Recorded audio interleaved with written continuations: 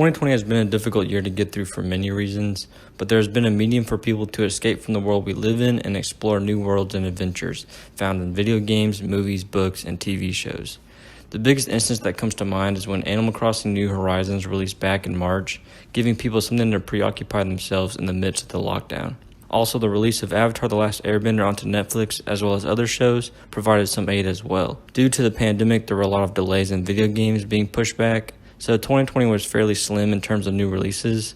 Regardless of this, we still got some incredible titles this year, so sit back, relax, and enjoy my favorite video games from 2020.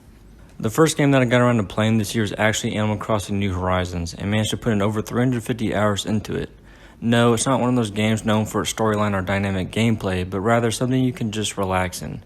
Take your mind off all the day-to-day monotony and just start fresh on an island that is yours to mold how you see fit. During this time, the pandemic put us in lockdown, and there was this looming uncertainty of how long things were going to be this way. Animal Crossing New Horizons provided many with an escape right when we needed it. Although now I don't play Animal Crossing New Horizons as much as I did when it first released, I'm incredibly grateful for the hours and hours I played this game in the beginning of the year. There have been quite a few games that didn't release this year, but I was finally able to experience them, and I cannot believe how much I've missed out on. I was finally able to play Nathan Drake's story in Uncharted 4, and I'm just blown away by the story told.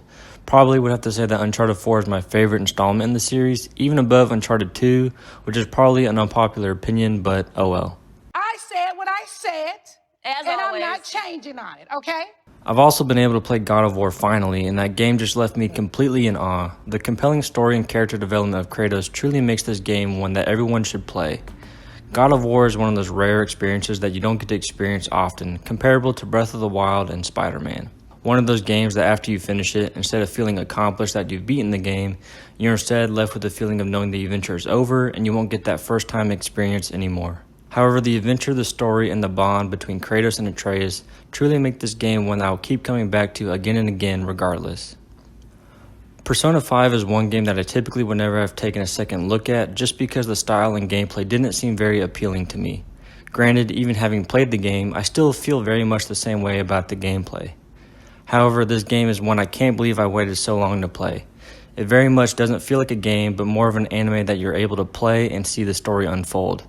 I haven't completed the game since I have a lot of games to get through, and the story is 100 hours, but I definitely plan on finishing it. The Last of Us was such an incredible experience. I've probably played the game at least 5 times through, and with the release of The Last of Us Part 2 coming soon, it was a must-buy for me.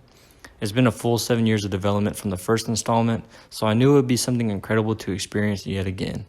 And it definitely was. Anyone that knows anything about this game knows that the story of The Last of Us Part 2 was questioned by some and praised by the rest. I know I put out a review about this game saying it's not worth the money, and I kind of regret that statement now. Ultimately, I still don't believe this game is by any means better than the first installment, but at the end of the day, it's still worth the playthrough, especially if you can get it on sale.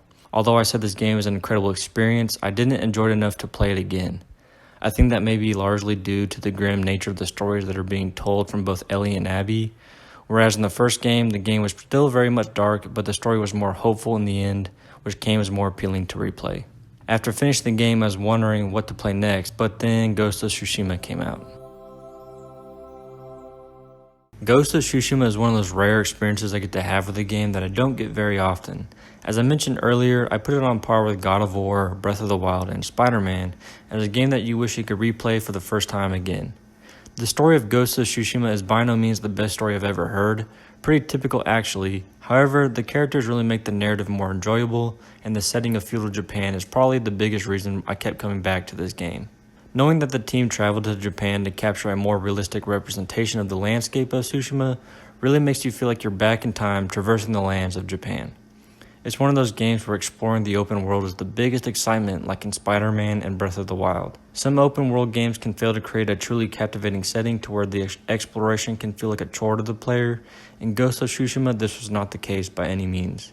These games easily became my most memorable of the year, each for different reasons, whether I needed to escape from reality and travel to my virtual island, experience a compelling narrative, or traverse through a vast open world and discover new things. Gaming has been one of my favorite things to do because the adventures and experiences can vary, but all in all still bring entertainment and some excellent storytelling and provide a fictional world you can get lost in. Hopefully now that 2020 is done, we can look forward to the new stories we will get to experience next year.